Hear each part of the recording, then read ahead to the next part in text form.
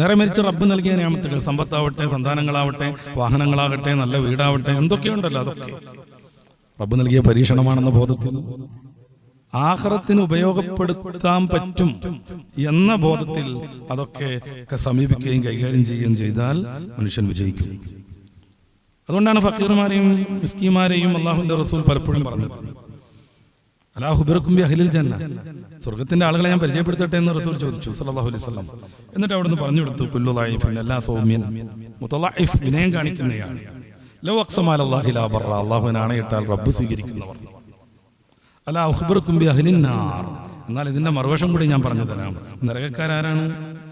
അല്ലാഹുവിന്റെ റസൂൽ സല്ലല്ലാഹു അലൈഹി വസല്ലം പറയുന്നു, പ്രശ്നങ്ങൾ ഉണ്ടാക്കി അഹങ്കാരം നടത്തി മുസ്തക്ബിറായിട്ട് നടക്കുന്ന ആളുകൾ.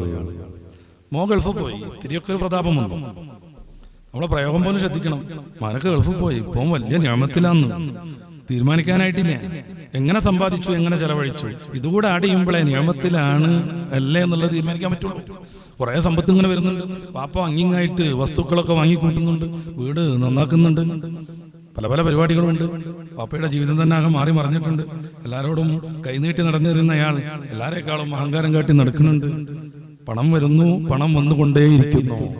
ഇപ്പൊ വലിയ നിയമത്തിലാന്ന് പറയാൻ പറ്റുമോ? ആയിട്ടില്ല. ഇത് ചിലപ്പോൾ നിഖ്മത്തായിട്ട് മാറും.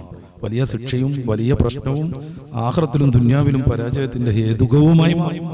എങ്ങനെയല്ലെങ്കിൽ ഈ സമ്പാദിച്ചു കൂട്ടുന്നത് ഹലാലായ രീതിയിലല്ലെങ്കിൽ.